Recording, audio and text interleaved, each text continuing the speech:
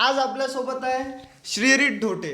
तर श्रीहरी ढोटे हा आपल्या मंगरुळपीरमधलाच आहे, ज्यांनी CBSE बोर्ड यामध्ये मॅथमॅटिक्स या विषयामध्ये 100 आउट ऑफ 100 स्कोअर केले.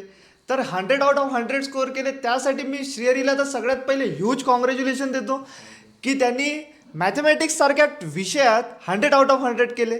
तर श्रीहरी, मला तू शॉर्टमध्ये काहीतरी इंट्रोडक्शन दे. म्हणजे झालं तुझं नाव, तुझं गाव, तुझे बाबा काय करतात, तू कोणत्या स्कूलमधून पासआउट झाला, किंवा तू आता काय करत आहे. सगळ्यात पहिले तर मी तुमचं थँकफुल आहो सर, कारण की तुम्ही मला इथं बोलावलेलं आहे किंवा म्हणजे माझा मार्गदर्शन खूप चांगलं दिलं आहे. सर्वप्रथम माझं नाव जे आहे श्रीहरी धोटे, माझं गाव चांबई आणि माझे वडील शेतकरी आहेत. माझी जे 10वी आहे YC CBSE इंग्लिश स्कूलमधून झालेलं आहे, मंगरुळपीर इथून झालेली आहे. आणि करंटली माझं जे आहे IIT JEEचं प्रिपरेशन सध्या चालू आहे नागपूर इथून. तर श्रीहरी, तुझं प्रिपरेशन नागपूर येथे JEE साठी चालू आहे. तर हा आपला आज शेतकरी पुत्र आलेला आहे, ज्यांनी 2025मध्ये मॅथमॅटिक्स सारख्या विषयामध्ये 100 आउट ऑफ 100 केले. मॅथमॅटिक्स सारख्या विषयामध्ये, ते पण CBSE बोर्डमध्ये 100 आउट ऑफ 100 घेणे सोपी गोष्ट नाही आहे विद्यार्थी मित्रांनो. तर श्रीहरी, मला तुला काही प्रश्न विचारायचे आहे. तर पहिला प्रश्न असा सांग की तू या प्रिपरेशन 100 आउट ऑफ 100 साठी कशी केली. म्हणजे या CBSE बोर्डसाठी तू मॅथ्ससाठी प्रिपेअर मोस्टली काय काय केलं आणि तुझे काय टिप्स आहेत. तर सर्वप्रथम मी माझी प्रिपरेशन आहे ते स्कूलसोबत चालू ठेवली होती आणि शेवटच्या महिन्यामध्ये थोडं जास्त फोकस केला होता मॅथमध्ये. तर स्टार्टिंगला आता म्हणजे फ्लोसोबत होऊन झालं. म्हणजे सरने जे क्वेश्चन वगैरे घेतले क्लासमध्ये, ते घरी येऊन वापस म्हणजे एक वेळा वापस ट्राय करणे किंवा मग एका आठवड्यानंतर त्याला चेक करणे, नोट्स वगैरे बघणे, म्हणजे नोट्स रिपीट करणे, असे काही केले.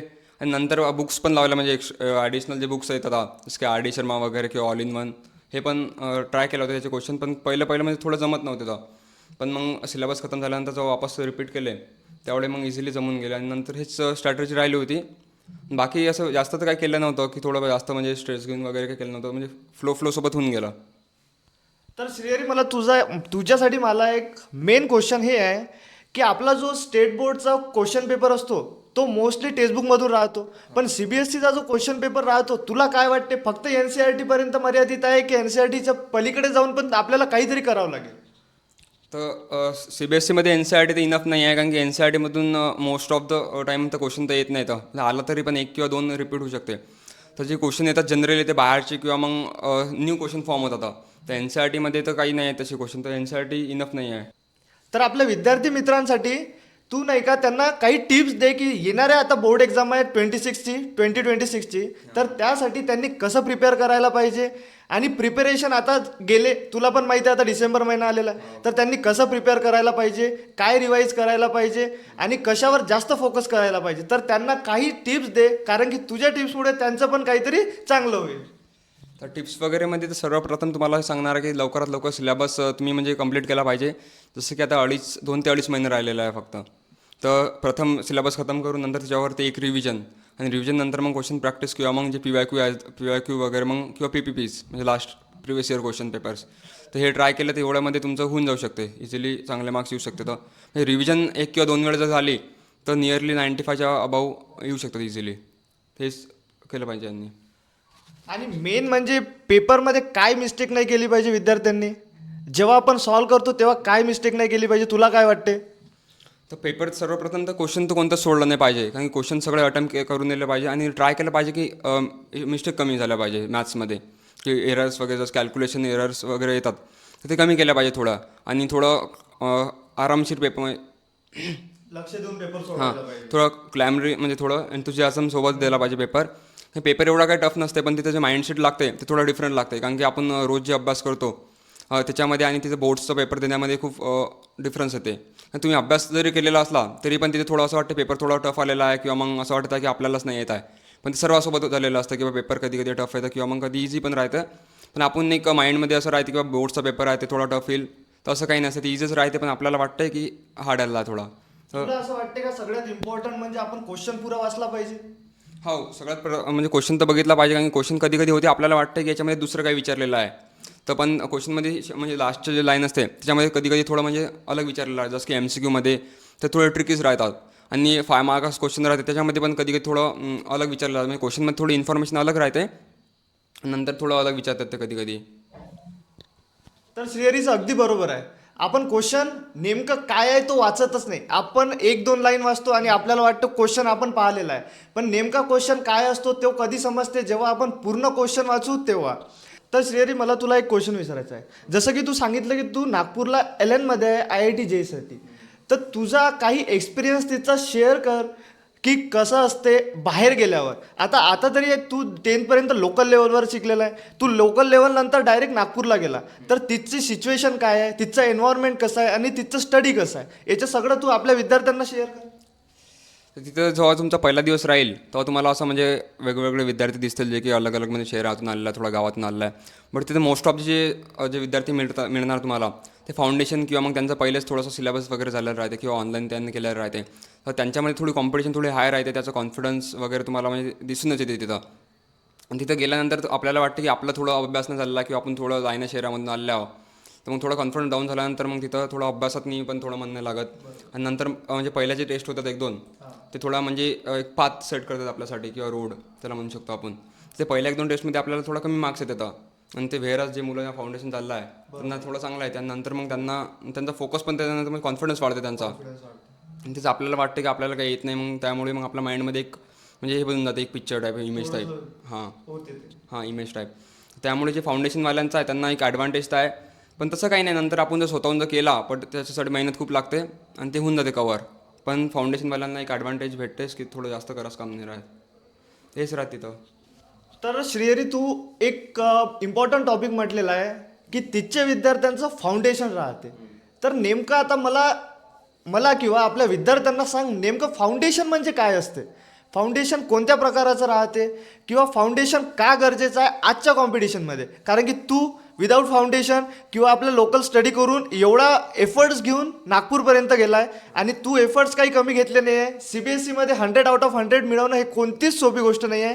तर तुला काय वाटते, जर तुझं फाउंडेशन असतं तर तू तिथं जाऊन अगदी अजून वेगळं काहीतरी करू शकला असता किंवा टॉप नाही म्हणू शकत किंवा त्यांना टक्कर देण्यासारखं तुझं कॉम्पिटिशन असू शकलं असतं. तुला काय वाटते?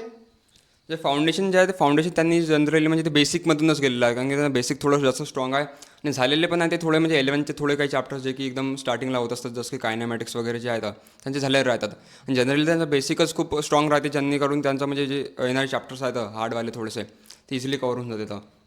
आणि राहिला विषय माझा फाउंडेशनचा, ते मी थोडं ट्राय केलेलं आहे की ज्याच्यामध्ये बा फाउंडेशन करावं. आणि 1-2 चॅप्टर केलं आहे त्याच्यामध्ये मला खूप चांगला ॲडव्हान्टेज मिळालेला आहे, जे केलेलं आहे तर मी ऑनलाईन किंवा मग स्वतःहून जे केलेलं आहे. पण आणखीन जर का प्रॉपर असतं फाउंडेशन तर त्याच्यामुळे आणखीन पण चांगली रँक आली असती किंवा मग आणखीन पण चांगली एक बॅच वगैरे ते मिळाली असते. कारण की बॅचेस जे आहेत तिथे स्कॉलरशिपच्या बेसिसवर मिळतात, ते एक चांगली फॅकल्टी किंवा मग चांगलं वगैरे म्हणजे कॉम्पिटिशन एक चांगलं हेल्दी मिळालं असतं आणखीन पण.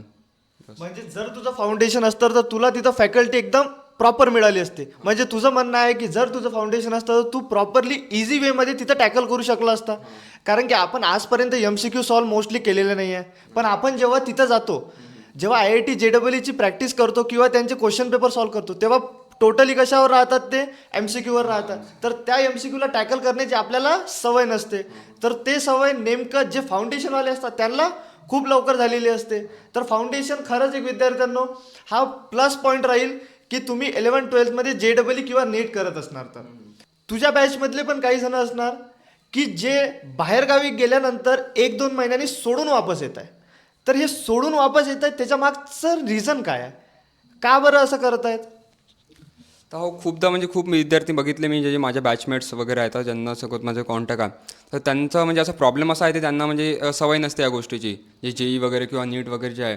तर यांच्यामध्ये जे पहिले 1-2 महिने राहतात ते थोडा माइंड अलग राहते आपला बोर्ड्स वगैरेमध्ये, त्यातनी थोडं म्हणजे राहते सब्जेक्टिव्ह टाईप आहे थोडं, किंवा लर्न करा वगैरे. बट ते थोडं डिफरंट राहते. डिफरंट म्हणजे अशा प्रकारे म्हणजे पुढे जे क्वेश्चन आहेत ते MCQ येते आणि MCQ कधी कधी टाईम नाही मिळत आपल्याला, असं वाटतं आपल्याला वाचना म्हणजे सुटत आहे का काही. कारण आपण 10th पर्यंत थेरॉटिकल पाहिलं. हां थेरॉटिकल. आणि मग ते जे आहे बाकी मुलं फाउंडेशनचं जे सांगितलं तुम्हाला बा, त्यांचं कॉन्फिडन्स वगैरे ते डॉमिनन्स करतात तिथं. तर त्यामुळे मग कधी कधी आपल्याला असं वाटतं थोडं की आपल्याकडून होणार नाही, तर त्यामुळे मग काही काही विद्यार्थी मग सोडून येतात घरी. बरोबर, एकदम बरोबर. त्या भीतीमुळे काही विद्यार्थी काय करतात, सोडून येतात. हां. तर श्रीहरी, मला एक सांग, तुझ्या मनात कधी असा प्रश्न आला का की आपल्याच्यानं होणार नाही? खरं खरं सांग, तुला काय वाटते? तसं प्रश्न तर आलेला आहे, बट तेवढा मग टॅकल केला की स्वतःहूनच काय नाही पण होऊन जाऊ शकते, आपल्याच्यानं पण होऊन जाऊ शकते. किंवा मग म्हटलं म्हणजे असं घरच्यांचा असा बा विश्वास आहे थोडा, किंवा काही पण होईल तर चालेल पण वापस नको, म्हणजे ट्राय करा फक्त. अगदी बरोबर. याला म्हणतात शेतकरी पुत्र. तर याचं म्हणणं काय आहे, काही पण हो सर, तिथं मला सक्सेस मिळो या फेल्युअर मिळो, पण मी सोडून येणार नाही. म्हणजे त्याला मैदान सोडायचंच नाही आहे. त्याचं काय म्हणणं आहे, एकतर त्याला सक्सेस मिळेल नाही तर फेल्युअर, दोनपैकी एकच मिळेल. तर दोनपैकी एक मिळणारच आहे. ते तर तिथं राहून पण मिळू शकते किंवा घरी येऊन पण मिळू शकते, पण आपल्याला द्यायचं आपलं 100%च आहे. तुला मागच्या वर्षी 10चे जेव्हा पेपर होते तेव्हा प्रेशर तर आलेच असणार किंवा स्ट्रेस आलं असणार, कमी दिवस राहिले, आता मी सगळं कसं करू, हे स्ट्रेस प्रेशर सगळं हँडल करून तू कसं सक्सेस मिळवलं, याच्याबद्दल आपले जे विद्यार्थी आहे यावर्षी 2026च्या बोर्ड एक्झामसाठी, त्यांना काय सांगू शकशील? हो, लास्टचे जे 1-1.5 महिना याच्यामध्ये स्ट्रेस तर म्हणजे येणार, म्हणजे सर्वांना स्ट्रेस येते, तर मला पण आलं होतं. बट मी ट्राय असं केलं होतं की कमी स्ट्रेस घेऊन की थोडं जास्त अभ्यास करायचा. म्हणजे जसं की थोडं म्हणजे डेजला डिवाईड करणं किंवा मग टाईम टेबल बनवणं, एक प्रॉपर शेड्यूल बनवणं आणि त्या शेड्यूलवर थोडं स्ट्रिक्ट राहणं. बट कधी कधी असं होत होतं की ते शेड्यूल फॉलो नव्हतं होत, मग त्याच्यामुळे थोडं कमी जास्त पण चालत होतं किंवा कधी मग एखाद्या वेळेस मोबाईल बघणं थोडासा, थोडं मग मित्रासोबत थोडं बाहेर जात होतो आणि रिलॅक्स होऊन मग वापस थोडं मग अभ्यासाला बसत होतो. त्यामुळे मग अखेरचा जे महिना आहे त्याच्यामुळे टाईम जे आहे ते आखरीचा, त्यामुळे म्हणजे एकदम भरपूर यूज केला त्याचा आणि त्यामुळे मला चांगले थोडे मार्क्स मिळाले. बट वेअरॅज मी जर का थोडं आणखीन लवकर केलं असतं तर आणखीन पण चांगले मार्क्स येऊ शकले असते. म्हणजे बाकी सब्जेक्टमध्ये पण तू अजून स्कोअर करू शकतो. हां, आणखीन पण स्कोअर करू शकलो असतो. तर बस माझी चुकी हेच झालेली आहे की त्यामुळे मी थोडं रिव्हिजन कमी केलेलं आहे. रिव्हिजन जर काही आणखीन केली असते मी तर थोडं आणखीन पण स्कोअर आला असता थोडा 1-2%. तसं तुला सीबीएसई बोर्डमध्ये किती पर्सेंटेज आलेले आहे? मला टोटल आलेला आहे 94.6% आणि मॅथ्समध्ये 100 आउट ऑफ 100 100. Out of 100. तर तुझ्या स्कूलमध्ये मला सांगताना अतिशय आनंद होत आहे की हा एकटा असा विद्यार्थी आहे ज्याला 100 आउट ऑफ 100 मिळालेले आहे. हां. जर याचं म्हणणं काय आहे, जर मी अजून लवकर सुरुवात केली असती तर बाकी सब्जेक्टमध्ये पण तू स्कोअर करू शकला असता.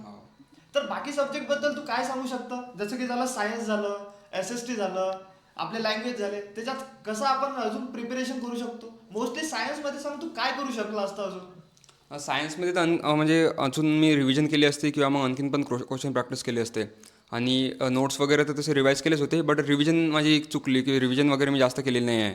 मिनिमम 2 ते 3 वेळेस जर रिव्हिजन झाली असती तर आणखीन पण स्कोअर चांगला आला असता त्याच्यामध्ये पण. जसे मॅथ्सचं आखरीच्या वेळात मी केलं होतं की RD शर्मा वगैरे सॉल्व केली, त्यामुळे एक चांगला बेनिफिट मिळाला त्यामध्ये.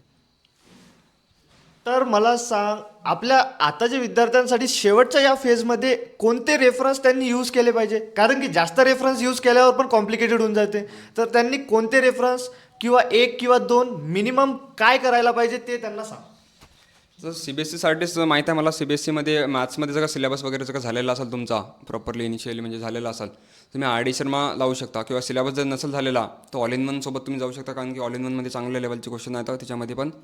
तर सिलेबस जर नसेल झाले तर त्यासोबत जाऊ शकता किंवा सिलेबस जर झालेला असला तर मग RD शर्मा केली पाहिजे मुलांनी. हां, प्रॉपर केली पाहिजे. इकडे म्हणजे एक्झाम त्याचे जे सॉल्ड एक्झाम्पल आहे तिथं केलेच पाहिजे, मस्ट आहे. एक्झरसाईज थोडी नाही म्हणजे झाली तर चालते. केली तरी चालते, पण जे Yes. बाकी हां, हां, त्यांचं जास्त प्रॅक्टिस करायला हां, जे एक्झाम्पल दिलेलं आहे सॉल्ड एक्झाम्पल ते 100% केले पाहिजे. आणि सायन्समध्ये जे आहे, सायन्समध्ये थेरटिकल सब्जेक्ट तर क्वेश्चन प्रॅक्टिस केली पाहिजे त्यामुळे. तर त्याच्यामध्ये ओसवाल वगैरे आहे तर ते, हां, ओसवालची बुक तर ती चांगली राहील, क्वेश्चन बँक म्हणून येते.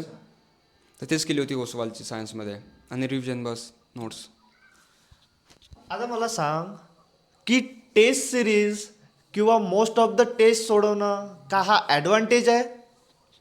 हां, टेस्ट वगैरे देणं ॲडव्हान्टेज तर आहेच, कारण की मी जे क्वेश्चन केले होते म्हणजे याचे क्वेश्चन बँक केले होते, क्वेश्चन बँक इंग्लिशच्या केलं होतं, त्याच्यामध्ये काही काही क्वेश्चन म्हणजे रिपीट झाले सेम एक्झॅक्ट. तर त्याच्यामुळे ॲडव्हान्टेज चांगला भेटला, कारण की जे बाकी मुलांना आहे ते पहिल्यांदा बघितलं त्यांना त्याचा आन्सर वगैरे म्हणजे फ्रेम करण्यात थोडा टाईम जाते. बट मी ते बघितले असताना मला टाईमचा म्हणजे एक बेनिफिट मिळाला की क्वेश्चन बघितलं पहिलेले वगैरे, त्याचं आन्सर पण मी वाचलेलं होतं. तर टेस्ट वगैरे तुम्हाला दिलेच पाहिजे. आणि जे क्लासमध्ये जे टेस्ट वगैरे होतात किंवा कोचिंगमध्ये होतात तर काही काही मुलं तिथे जात नाही, तर त्यांचा एक खूप जास्त डिसॲडव्हान्टेज आहे. हां, तर माझं असं होतं की म्हणजे कधी पण टेस्ट वगैरे असली तर त्या दिवशी प्रेझेंट राहायचो. हां, आणि टेस्ट वगैरे दिलीच पाहिजे, कारण की टेस्टच्या नंतर माहीत पडते आपल्याला आपली प्रिपरेशन कुठपर्यंत आहे किंवा काय आपलं चुकतं म्हणजे मिस्टेक काय. आणि टेस्ट दिल्यावर आपल्याला हे पण समजते की लेवल ऑफ क्वेश्चनिंग कसे येतात. हो, कारण की एकच टेस्ट दिली म्हणजे एकच लेवल ऑफ क्वेश्चन समजते, पण वेगवेगळ्या टेस्ट दिल्यावर आपल्याला क्वेश्चन समजते की सीबीएसई कशी विचारू शकतात. हे पण एक ॲडव्हान्टेज आहे. तुला काय वाटते? हो, टेस्ट वगैरे तर दिलेच पाहिजे. टेस्टसोबत क्वेश्चन म्हणजे जे क्वेश्चन पेपर्स असतात लास्ट इयरचे ते पण ट्राय केले पाहिजे.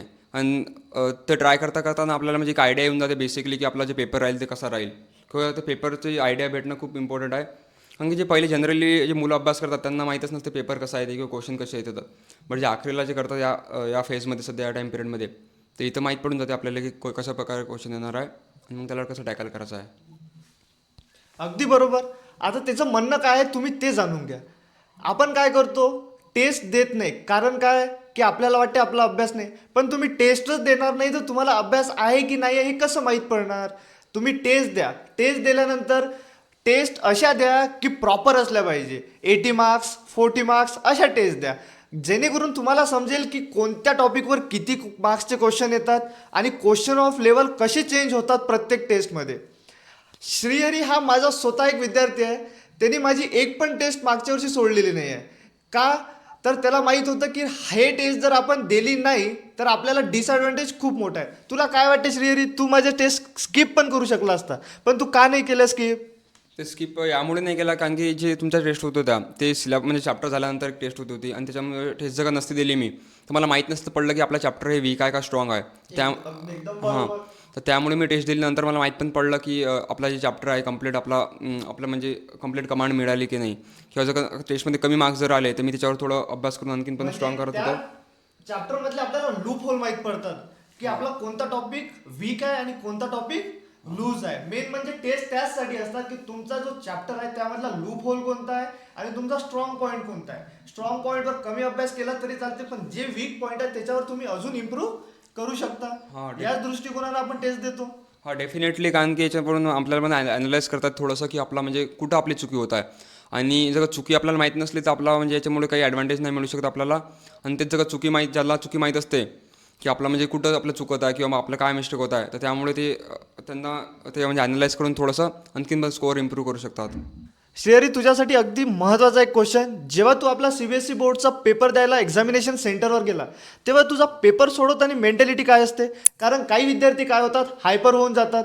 काहींना काहीच समजत नाही की काय करावं. तर तुझी मेंटॅलिटी काय होती किंवा तुझी स्ट्रॅटर्जी पेपर सोडवताना काय होती हे तू आपल्या विद्यार्थ्यांना शेअर केलं तर त्यांना पण इझी जाईल की पेपर कोणत्या कंडिशनमध्ये सोडवायचं, काम कसं राहायचं आणि कूल कसं राहायचं. तर माझी स्ट्रॅटर्जी आहे ते म्हणजे डिफरंट पेपरसाठी डिफरंट होती. जसं की सोशल सायन्स किंवा मग सायन्ससाठी थोडी डिफरंट, लँग्वेजच्या पेपरसाठी थोडी डिफरंट आणि मॅथ्ससाठी थोडी डिफरंट. तर सायन्स आणि सोशल सायन्ससाठी हेच होती की सगळ्यात पहिले MCQ सॉल्व करायचे आणि नंतर जे 2 मार्कर्स 3 मार्कर्स आहेत तर त्याला टॅकल करायचा. आणि नंतर पण जेवढा पण माझ्याकडे टाईम राहिला तर 5 मार्कर्सला तेवढा देऊन म्हणजे जेवढं जास्त मी त्याच्यामध्ये लिहू शकतो तेवढं जास्त ॲडव्हान्टेज म्हणजे मिळू शकतात.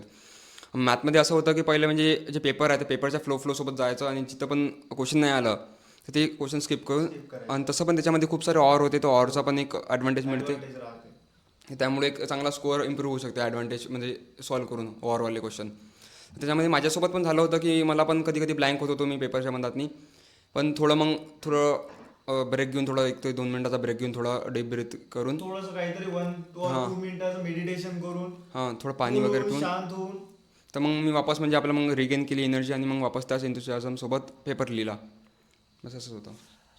तर पेपर झाल्यावर तू त्या पेपरला अॅनलाइज केल्यावर त्या पेपरचं टेन्शन घेत बसला की दुसऱ्या पेपरचा अभ्यास केला? कारण की काही विद्यार्थी काय करतात, पेपर खराब गेला म्हणून त्याच टेन्शनमध्ये राहतात की आता कसं होईल. पण तू काय केलं? मी तसं जनरली तर पेपर तर बघत नव्हतो वापस आल्यावर, बट तेच मित्रांचे बोलणे वगैरे किंवा याचं काय म्हणजे आन्सर वगैरे MCQचं वगैरे असं डिस्कशन होते. डिस्कशन होत होतं. पण एवढं काही टेन्शन नव्हतं घेत कारण की मला माहीत होतं की आता पेपर गेलेला आहे, याच्यामुळे काही होऊ नाही शकत आता वापस. जे गेला ते गेला. तर मी ट्राय करत होतो बेस्ट की नेक्स्ट पेपरची कशी तयारी करायची, नेक्स्ट पेपरमध्ये कसं मार्क्स ओव्हरकम करायचे जे गेलेले आहेत.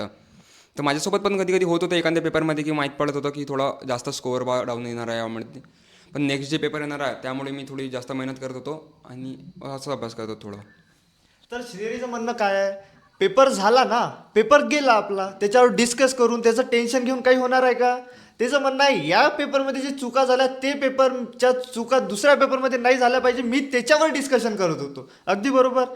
तर मेन जे राहतात म्हणजे ज्यांना अचीव करायचे आहे गोल, त्यांचं एकच लक्ष राहिलं पाहिजे, जे गोष्ट झाली ते सोडून द्यायची आणि जे गोष्ट येणार आहे त्याच्यावर आपण विचार करायचा की ते गोष्ट येणारी आपण किती चांगल्यापणे सोडवू शकतो किंवा त्याला बेस्ट किती देऊ शकतो. अगदी बरोबर. आम्हाला जाणून घ्यायचं आहे की तुझं अभ्यासाचं रुटीन कसं होतं, स्कूल कशी मॅनेज करायचा, क्लासेस कसे मॅनेज करायचे आणि बाकी एन्जॉयमेंट पण कसा करायचा. तर सर्वप्रथम मी 7 वाजता उठत होतो म्हणजे 7ला, आणि मग स्कूल राहत होती 8ला. तर 8 ते 2:30 पर्यंत माझी स्कूल राहायची. नंतर मी थोडं घरी येऊन थोडं म्हणजे रिलॅक्स वगैरे करणं किंवा जेवण वगैरे करणं आणि नंतर थोडा अभ्यास करणं 1 ते 1.5 घंटा. म्हणजे 5:30-6 वाजेपर्यंत अभ्यास करायचा आणि नंतर मग मित्रासोबत थोडंसं बाहेर जाणं वगैरे. तर 7:30 ते म्हणजे 8ला म्हणजे घरी येऊन मग थोडा अभ्यास करायचा 1 ते 1.5 घंटा आणि नंतर मग थोडं रात्री पण थोडं करत होतो. म्हणजे 10 ते 10:30च्या बंदातनी थोडा 1 ते 1.5 घंटा तिथं करत होतो. आणि बस हेच रुटीन होता माझा. जास्त मी म्हणजे लेट नाईट तर करत नव्हतो आणि सकाळी पण माझ्याच्यानं होत नाही त्याचा. तर जे पण म्हणजे दिवसाचा टाईम होता तर तेच मी युटिलाइज केला आणि त्याच्यामुळेच असं चांगलं. कारण की मी जेव्हा पण सकाळी उठत होतो तेव्हा माझी थोडी तब्येत वगैरे थोडी म्हणजे साथ नव्हती देत. त्यामुळे मी दिवसाच अभ्यास केला. अगदी बरोबर. तर मला अजून एक प्रश्न विचारायचा आहे, की आजचं जे जनरेशन आहे किंवा हे जे बॅच आहे 10th मधले, त्यांनी कशापासून दूर राहायला पाहिजे? कारण की तू पण या फेजमधून गेलेला आहे, तुला पण माहीत आहे तू कोणत्या चुका टाळू शकला असता. तू बेस्ट तर दिलं, पण त्यामध्ये पण तू अजून कोणत्या चुका टाळू शकला असता, किंवा आजचे जे विद्यार्थी आहेत ते कशामध्ये जास्त टाइमपास करत आहे याबद्दल तू सांगू शकता?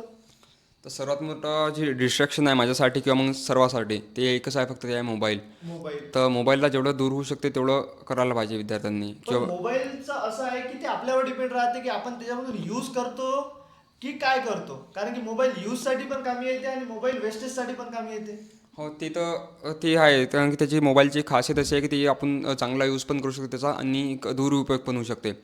बट जनरली दुरुपयोगच होते जनरली कोणत्या पण गोष्टीचा म्हटल्यावर. तर माझ्यासोबत पण तसं होत होतं किंवा आता पण होते की अभ्यास करायला जातो त्याच्यामध्ये मग दुसरंच काही बघत राहत थोडं म्हणजे एंटरटेनमेंट पर्पजचं किंवा. म्हणजे पण त्याचं म्हणणं आहे कोणती पण गोष्ट करा पण स्पेसिफिक टाइमसाठी. जर तुम्ही जास्त करसाल तर ते माती होईल. ते म्हणतात ना, अति तिथं माती. अगदी बरोबर. हो, तेच. तर माझा एकच रूल राहिलेला आहे की मोबाईल तर म्हणजे बघा तर सगळंच वाटतंय तर त्यासाठी मी एक टाईम काढतो म्हणजे स्पेसिफिक टाईम की या टाईममध्ये फक्त मोबाईलच बघायचा आणि ते टाईम झाल्यानंतर मग मोबाईल बंद म्हणजे बंदच राहत होतं, स्विच ऑफ करून ठेवणं किंवा मग लॉक ठेवून त्याच्यावरती टायमर लावून. टायमर लावून. तर तुम्ही पण हेच केलं पाहिजे की एक म्हणजे स्पेसिफिक टाईम काढला पाहिजे. एक घंटा म्हणजे मिनिमम म्हणजे मॅक्झिमम 1 घंटा किंवा अर्धा घंटा चालून जाईल. आणि तसं पण म्हणजे बघितलं आपण तर 1 ते 1.5 घंटा कोणी पण मोबाईल बघते किंवा 2 घंट्यापर्यंत पण जाते जनरली. तर 1 घंटा साधारण दिवसातनी काढला किंवा मग बाकी पण म्हणजे बाकी अभ्यास होऊन जाऊ शकते तेवढ्यामध्ये 1 घंटा काढल्यानंतर पण. तर त्याचं म्हणणं आहे की तुम्ही मोबाईल पहा पण स्पेसिफिक टाईमसाठी पहा. 1 तास 2 तास ठीक आहे. जर तुम्ही 12 तास किंवा 8 तास स्कूलमधून आले की मोबाईल, सकाळी उठल्यावर मोबाईल, एनी टाईम जर मोबाईलच पाहत असणार तर हे चांगली गोष्ट नाही आहे. अगदी बरोबर. तुमचं जर कंट्रोल होत नसणार तर त्यांनी ऑप्शन पण दिलेलं आहे. तुम्ही ॲप लॉक लावा किंवा टायमर लावा. 1 तासाचा लावा, 10 मिनिटाचा लावा. तेवढ्या वेळात ते तुम्ही टायमर लावल्यानंतर ॲप तसाच लॉक होऊन जातो. तर श्रीहरी, मी तुला एक थोडा वेगळा क्वेश्चन विचारतो. हा क्वेश्चन अगदी महत्त्वाचा आहे. हा स्टुडंटसाठीच नाही तर पॅरेंट्ससाठी पण आहे. तर तुला काय वाटते, जेव्हा आपले बोर्ड्स एक्झाम राहतात, हे फेज राहते 2-3 महिन्याचा, पॅरेंट्सनी आपल्याच मुलाला किंवा मुलीला कसं सपोर्ट केलं पाहिजे, त्यांना काय सांगितलं पाहिजे आणि त्यांच्यासाठी काय करायला पाहिजे? तर पॅरेंट्स वगैरे तसे जनरली पॅरेंट्स अवेअर आहेत आजकालचे किंवा त्यांना माहीत आहे की आपल्याला कसं आपल्या मुलांची किंवा आपल्या मुलींची आहे किंवा कशी काळजी घेतली पाहिजे. पण तसं पण जनरली मला असं वाटतं की त्यांनी असं ते जे पण करतील ते आपल्या म्हणजे मुलांसाठी बरोबरच राहणार आहे. सगळं चांगलंच करतात. पण जनरली त्यांनी असं म्हटलेलं पाहिजे मुलांना किंवा जे होईल ते चालेल आपल्याला. जे रिझल्ट तू मेहनत कर, रिझल्ट जे आला ते चालेल. तसे जनरली आपले आजकालचे जे पॅरेंट्स आहेत ते अवेअर आहेत आपल्या मुलांबाळाविषयी की त्यांना माहीत आहे की आपला मुलगा म्हणजे बरोबर त्या लाईनमध्ये आहे का नाही की अभ्यासाच्या लाईनमध्ये आहे का नाही. जनरली त्यांना त्यांच्यावर फोकस केला म्हणजे बघितलं पाहिजे त्यांना की आपला मुलगा अभ्यासच करत आहे किंवा मग मोबाईल वगैरे पण बघत आहे किंवा मग बाहेर जात आहे फक्त. पण तसं तर आखरीच्या पिरियडमध्ये सगळंच अभ्यासाला लागून जातात आणि तसं पण आपला जे पॅरेंट्स आहे ते पॅरेंट्सने त्यांना फक्त म्हणजे जे हेल्थ आहे हेल्थची काळजी घेतली पाहिजे की बिमार वगैरे नाही झालं पाहिजे. कारण की हे जे टाईम आहे थोडा जास्त क्रुशल आहे आणि यामध्ये जर बिमार वगैरे झालं या थोडं. टाइममध्ये हेल्थ इश्यू येतात. हां, हेल्थ इश्यू किंवा मग थोडं माइंड पण थोडा म्हणजे रिलॅक्स ठेवला पाहिजे मुलांचा. आणि त्यांना हेच म्हटलेलं पाहिजे की आपले प्रिपरेशन चांगले चालू दे. रिझल्ट जे पण येईल त्यांना काही विषय म्हणजे रिझल्ट वगैरे जे पण येईल त्याच्यामध्ये आपल्याला काही विषय नाही म्हणजे चालून जाईल आपल्याला. तर मला सांग की पॅरेंट्सनी विद्यार्थ्याला हेच म्हणायला पाहिजे का की तू अभ्यासच कर, अभ्यासच कर, अभ्यासच कर? जर त्याचा स्कोअर येतच नसणार अभ्यास करून पण, तरी त्याच्यावर प्रेशर टाकायला पाहिजे का? की त्याला समजून घ्यायला पाहिजे की याची मेंटॅलिटी एवढीच आहे, हा करू शकतो, हा अजून पण करू शकतो, पण आपलं प्रेशर यामुळे हँडल नाही होत आहे? किंवा विद्यार्थ्याच्या मनात काय सुरू आहे, त्याला कोणते टेन्शन आहे, कोणते डिप्रेशन आहे, हे पॅरेंट्सला ओळखण्याची खूप गरज आहे आजच्या काळात. तुला काय वाटते? हो, आजच्या काळात ते म्हणजे ओळखायची गरज आहे कारण की काही काही मुलांना होतं किंवा त्यांना ते समजत नाही की सब्जेक्ट कोणता हार्ड जाते.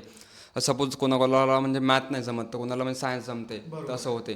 तर त्यामुळे त्यांना म्हणजे पॅरेंट्सनं समजून घ्यायला पाहिजे की आपला जे मुलगा आहे या फील्डमध्ये आपल्याला पुढे म्हणजे या फील्डमध्ये याला नाही टाकायचं आहे. त्याला कोणत्या फील्डमध्ये जायचं आहे आणि त्याची हां. इच्छा काय आहे. इच्छा काय. आणि तसं पण जे टेन्थचे बोर्ड्स किंवा म्हणजे मार्क्स आहे ते एवढं काही मॅटर नाही करत. जे पण करते ते 10वी नंतर किंवा मग 10वी म्हणजे मॅटर करते तसं नाही आहे, पण एवढे पण नाही करत की पण पाहिजे. मॅटर आपलं मेन करते की आपला इंटरेस्ट कशामध्ये आहे, आपले स्किल्स कोणते आहे, ते सगळ्यात जास्त मॅटर हां, आपण नंतर काय ऑप्ट करतो काय करू किंवा शकतो? 11th-12thमध्ये किंवा नंतर पण जे पण होईल आपलं नंतर 11th-12th नंतर पण त्याच्यामुळे ते एकदम क्रुशियल राहते. सर जनरली बोर्ड्स वगैरे एवढं काही म्हणजे नाही नसतं त्याच्यामध्ये की आपल्याला हे आलंच पाहिजे किंवा एवढे मार्क्स आलेच पाहिजे. बट जेवढे चांगले मार्क्स येतील तेवढं चांगला कॉन्फिडन्स राहू शकते आणि तेवढं चांगलं मग नंतर आपलं जे 11th-12th आहे किंवा मग जी वगैरे नीटची हे आहे प्रिपरेशन, त्यामुळे एक चांगला ॲडव्हान्टेज मिळते. तर मला पॅरेंट्सला एक पर्सनली सांगायचं आहे की जर तुमचा मुलगा किंवा मुलगी तुम्हाला सांगत असेल की अशी अशी सिच्युएशन आहे, मला याचं टेन्शन आहे, तर त्याला समजून घ्या. उलट त्यालाच नका म्हणू की तुझीच चूक आहे, तुझीच चूक आहे. जर तुम्ही त्याला तेच म्हणत राहाल तुझीच चूक आहे, तर ते पुढच्या वेळेसपासून पॅरेंट्सला काही सांगणार आहे का? काहीच सांगणार नाही. जेव्हा त्याला पॅरेंट्सला सांगायला काहीच ऑप्शन नसते तेव्हा तो तिसरा ऑप्शन पाहते जिथे तो सगळं काही सांगू शकेल. तर पॅरेंट्सला मला एकच विनंती आहे की आपल्या विद्यार्थ्याला नेमकं काय चालू आहे, त्याला काय पाहिजे तेवढं त्याला समजून घ्या. म्हणजे त्याचा बोर्डचं प्रिपरेशन पण अगदी चांगल्याप्रमाणे होईल आणि त्याला जे टेन्शन आहे, प्रेशर आहे, ते तुम्ही सगळं फॅमिली मिळून हँडल करू शकता. तुला काय वाटते श्रेय याच्यात? पॅरेंट्सनी सपोर्ट करायला पाहिजे या गोष्टीमध्ये की नाही करायला पाहिजे?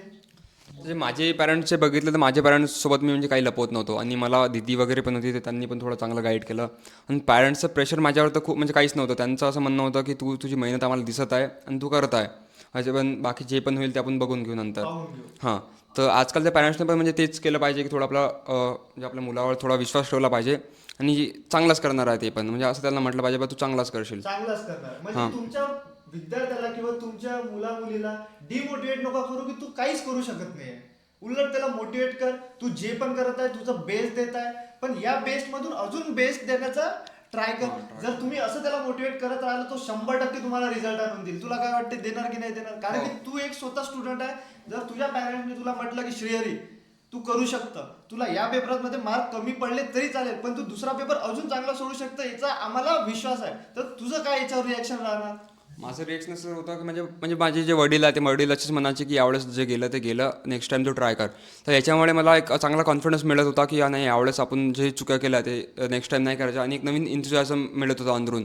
नाही आपल्याला नेक्स्टवाल्या पेपरमध्ये थोडं एक चांगलं करायचं आहे आणि याच्यामध्ये आपला रिझल्ट काढायचा आहे म्हणजे काढायचा आहे. म्हणजे किंवा मग काही पण झालं तर आपण मग थोडे चांगली मेहनत घेऊन वगैरे किंवा अंदरून एक म्हणजे कॉन्फिडन्स मिळत होता की एक अंदरून झील मिळत होती की आपल्याला नाही आता करायचं आहे यावेळेस जे चुका झाल्या हे आपण नेक्स्ट टाइम नाही करायचं आहे. त्यामुळे सर्व पॅरेंट्सना असंच म्हटलेलं पाहिजे की बा नाही जे होईल ते होईल, त्याचं काही टेन्शन वगैरे नाही घेतलं पाहिजे. त्यांना कधी पण असं मोटिवेट केलं पाहिजे की नाही तू करू शकतं आणि तू कर, हेच केलं पाहिजे. म्हणजे श्रेयरीचं म्हणणं आहे की मेन स्टुडंटचं मोटिवेशन काय राहते, त्यांचे आई बाबा.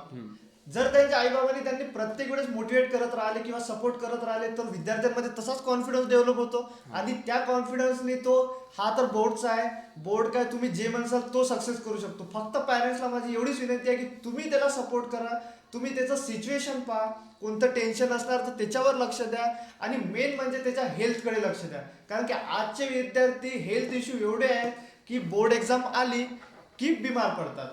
तर मेन जे आहे ते त्यांच्या हेल्थकडे लक्ष द्या. हो, आजकाल काही काही मुलांना असं होतं की जेव्हा आपण एक्झामचं प्रेशर येते तर त्यामुळे त्यांची हेल्थ त्यांचा साथ देत नाही आणि त्यांचं कधी कधी असं होतं ते ब्लँक होऊन जातात किंवा त्यांची आजकाल तर लहान लहान मुलांना पण थोडं हार्टबीट वगैरेचे प्रॉब्लेम राहतात किंवा कोणती पण सिच्युएशन त्यांनी बघितली थोडं हायपर टेन्शन होऊन जातात ते. तर त्यामुळे पॅरेंट्सनं त्यांना थोडा सपोर्ट दिला पाहिजे की थोडं त्यांचं बघितलं पाहिजे थोडं हेल्थ वगैरे किंवा डॉक्टरला काय एकदा आहे, हां किंवा मग बोर्डच्या आधी एकदा मी डॉक्टरला एक व्हिजिट दिली पाहिजे किंवा चेकअप केला पाहिजे प्रॉपर मेडिसिन वगैरे चालू व्हायला पाहिजे. प्रॉपर एकदा चेकअप केला पाहिजे की यामुळे काही प्रॉब्लेम तर नाही येणार बोर्ड्समध्ये किंवा मग. आणि त्याच्यामुळे तेच होऊ शकते कधी कधी मुलांना थोडं हायपर टेन्शन होते आणि त्यामुळे कधी कधी पेपर पण खराब जाऊ शकते त्यांचा. असं माझ्यासोबत पण असं झालेलं आहे थोडं सोशल सायन्सच्या पेपरच्या म्हणजे थोडं आधी थोडं मला पण थोडं हायपर टेन्शन झालं होतं, त्याच्यामुळे मी थोडं ब्लँक झालो होतो. बट मी डॉक्टरला एक व्हिजिट दिली त्यामुळे थोडं चांगला स्कोर येऊ शकला, म्हणजे व्यवस्थित झालं. म्हणजे जर तुमच्या मुला मुलीचा पेपर असणार तर त्यांना पेपरला जायच्या पहिले पण मोटिवेट करा की तू करू शकता आणि पेपरहून आल्यावर पण मोटिवेट करा. काही टेन्शन घेऊ नको, आहो आम्ही, तू बेस दिलं ना त्याच्यानंतर अजून बेस दे. याच मोटिवेशननी तुमचा मुलगा सगळं काही करू शकणार. तू 10th नंतर IIT JEE's का निवडलं याच्या मागे काय असं निर्णय आहे तुझा किंवा तुझ्या आईबाबाचं काही म्हणणं आहे का? तर याच्यामध्ये जे माझा निर्णय आहे म्हणजे पूर्ण फॅमिलीचा निर्णय आहे, कारण की मी जे घेतलेला आहे जेईसाठी जाणं किंवा इंजिनिअरिंगमध्ये जाणं. तर मला पहिलेच थोडं मॅथचा थोडा इंटरेस्ट थोडा जास्त होता. वेराज बायोलॉजीमध्ये म्हणजे थोडा मला जमत होतं, पण इंटरेस्ट नव्हता की बायोलॉजी आपण करू शकतो किंवा आपल्याला नीटकडे जायचं आहे. तर माझं असंच होतं की बस चला जेई वगैरे एक चांगली कॉम्पिटिशन मला वाटत होती की थोडी नीटपेक्षा थोडी जास्त हाय लेवलची कॉम्पिटिशन आहे आणि आपल्याला याच्यामध्ये थोडं यालाच क्रॅक करायचं आहे थोडं. त्यामुळे मी जेई ऑप्ट केली आणि सध्या आता प्रिपरेशन चालू आहे, बघू काय होते.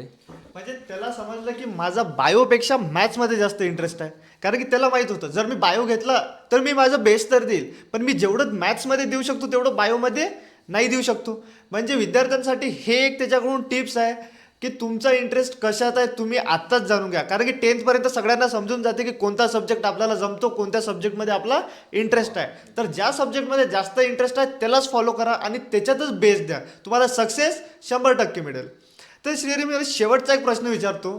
जेव्हा तुझा बोर्डचा रिझल्ट लागला आणि तू पाहिलं की पूर्ण तुझ्या स्कूलमधून फक्त तुलाच 100/100 मार्क्स आहे, तेव्हा तुझी रिॲक्शन किंवा तुझ्या आईबाबाची रिॲक्शन किंवा तुझ्या भाऊ बहिणीची रिॲक्शन हे काय होते आणि तुला अजून कसा आनंद झाला हे तू आपल्या विद्यार्थ्यांना शेअर कर, म्हणजे की त्या मोटिवेशननी किंवा त्या आनंदाने ते पण मोटिवेट होऊन जाईल. तर रिझल्ट जेव्हा मी बघितला तेव्हा तर म्हणजे खूप आनंद होत होता की थोडं आपल्याला चांगलं मिळालं. नंतर थोडा एक ओव्हर कॉन्फिडन्स बनला थोडा, म्हणजे काही वेळासाठी ओव्हर कॉन्फिडन्स की नाही बा आपल्यालाच मिळाले.